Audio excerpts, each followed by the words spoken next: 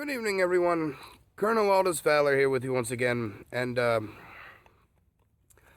still have a little bit of congestion and a sore throat, but I am not suffering from lazy vagina, so I will be releasing a video here tonight.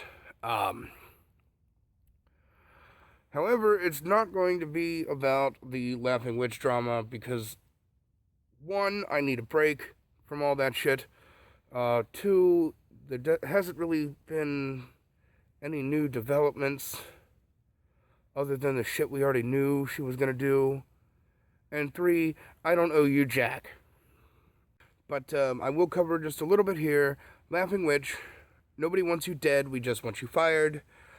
She claims she wants to end YouTube's Wild West days, but the Wild West days of false flagging and false DMCAs are over.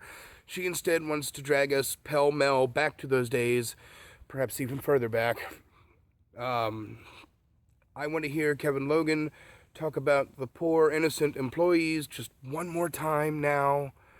And King Crocoduck, if you're watching this, Harry Potter sucks. It always has, and it always will. It is said, I said it, it is so. This video is instead going to be my second entry into what I've been calling the Special Snowflake Olympics. I outlined the rules in the first video. Pretty much you find the specialist snowflake you can find and make fun of them. Anyone can enter. It's free to play, and it should be great. If you don't know what an otherkin is, otherkin are sexually frustrated deviants who pretend to be animals, and then once they get rejected by somebody on Second Life, they go and beat their dicks like Iraqi prisoners. I'm looking at you, Gussie Jives. Tonight I found a very special one. Actually, I didn't find him tonight. I found him, like, before all this drama started, but then the drama started, so this video that I had planned tonight, I actually planned a couple weeks ago. Nevertheless, very special. You know what? Let's just get started. Hey you guys, this is Paleolithic Alpha Kuruinu, and this... What? You believe that this power bottom actually put the word alpha in his name? This is otherkin, kin types, and stereotype names, and to jump right into the topic. Please do. Do not waste my time. I get very mean and cranky to people when I'm annoyed. I remember experiencing or encountering otherkin that called their Therian stereotypes names, like they called their fox Miko or Milo or Dragon Valak or some. These aren't real names that I've personally encountered, but I'm just naming examples off my mind. Well, I sure am glad we got that cleared up, because that could have been very confusing. But to me, I feel it's pointless. And personally, I never really had a stance on this. This might actually be the first time ever that an opinion piece was written by an author that has no opinion. I never really had a stance on naming that because it really wasn't something I didn't really give 2 cents about, you know? And I really still don't, but I feel like I should put my opinion out there anyway. Alright guys, I am pretty confident that you already know the way that this is gonna go. To me, it's pointless. And the reason I say this is because if you're a Therian, naming your stereotype or your animal that you identify as, it's pointless. Get to the point! Unless it's just your personal preference, but from a logical point of view, a natural point of view, animals cannot grasp the concept of a name. Bullshit! In the description of this video, I am providing a link to an article posted on Discovery.com that was posted in 2013. I don't expect any of you to read it, so I will just read the title aloud to you. Dolphins call each other by name. So, I mean, to me, animals cannot grasp the concept of name. Yes, they can. The way it works with dolphins is that, they each come up with a signature that's unique to them, like an artist, or anyone, I guess. And then they teach all the other dolphins in their school, pod, flock, whatever, they teach all the other dolphins their name, their signature. And then, when the other dolphins decide that they need to talk to some other dolphin, they'll mimic that signature, and the dolphin hearing his name is going to be like, what the hell do you want? This has been replicated in both the laboratory setting and in the field by scientists. And you might use a counter argument like, well, a pet responds to a name. I call my dog Douglas and he comes to me. First of all, I really hate it when people give their dogs, or any pets really, people names. And I never hesitate to point that out to people. Oh, cute dog. What's its name? Sasha? That's a stupid name. Second of all, let's take a look at dogs, and this will be extremely appropriate considering that the majority of otherkin pretend to be wolves, because nothing shuts down the idea of social normalcy faster than a bunch of rejects on the internet all pretending to be the same animal. A dog's sense of smell is 500 times more powerful than a human's, which means olfactorily, dogs are 500 times smarter than humans are. Dolphins, on the other hand, their dominant sense is hearing. There have been documented cases of dolphins that have thrived without eyesight, in total blindness. Dogs, on the other hand, they communicate with smell. If a dog walks around and smells a tree that another dog is pissed on, they're like, well, this isn't my tree. This tree belongs to another dog. When I originally planned this video, I was going to urinate on a tree at this point. I didn't think of that until, right this moment, and I have no pee, so that's a joke you don't get. But the thing is, with human beings and pets in general, animals in general, and this is my logic or my reasoning behind it. We're both humans are born into this world without a name. As infants, right out of the womb, we are named by our parents. And while we're being raised in young adults, we're being conditioned to respond to that name. Are you seriously arguing that identity and individuality are social constructs? And I feel like the same thing can be said about pets. As puppies, kittens, or whatever, we give them treats when they respond to the name that we name them.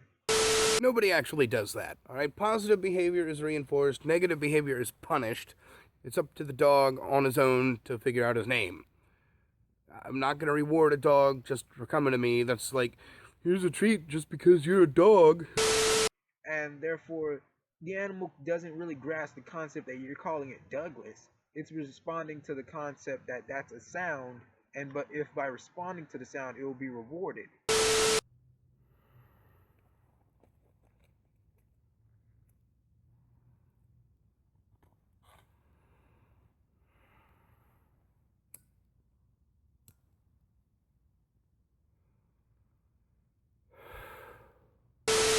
Or it's just so used to or conditioned to the sound that it's just naturally a reaction to the look or come to you.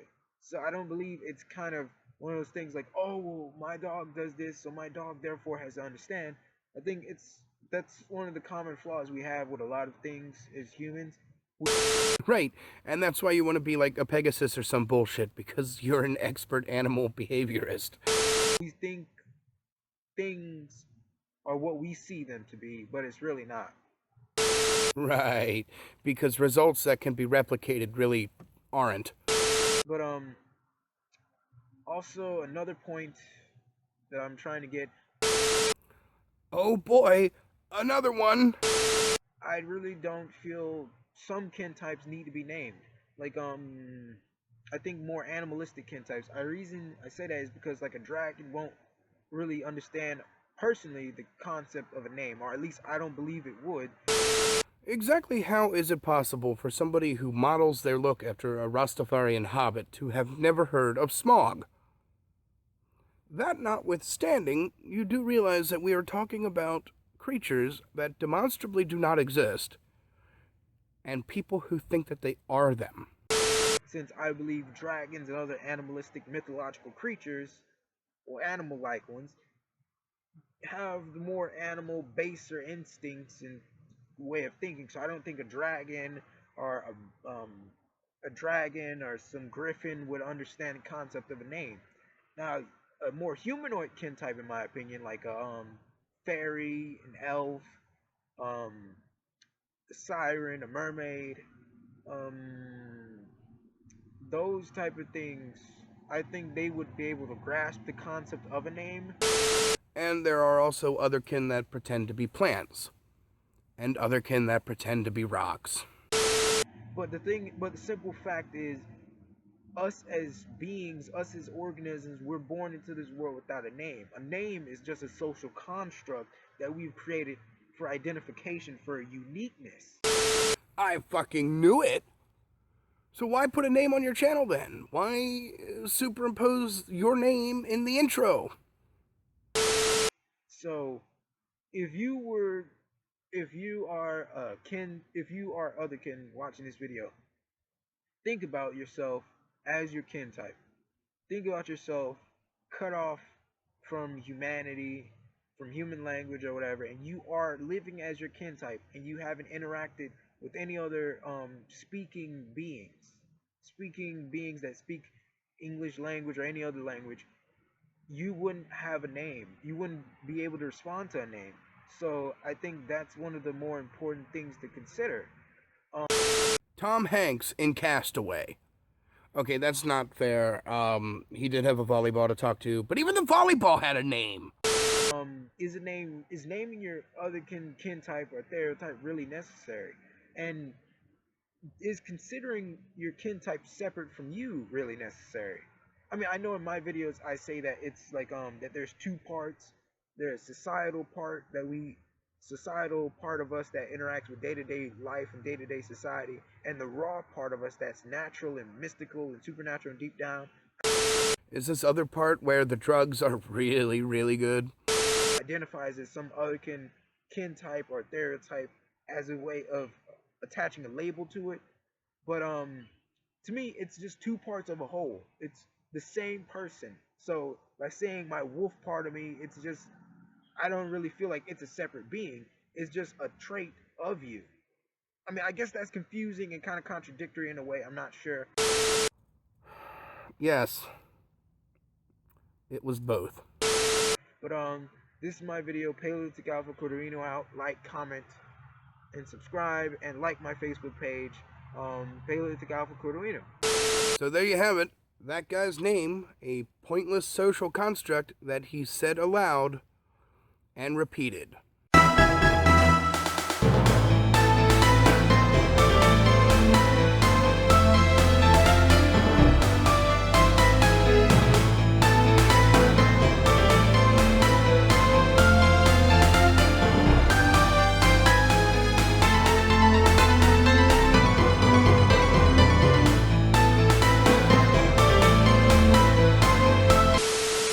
Your move, Internet.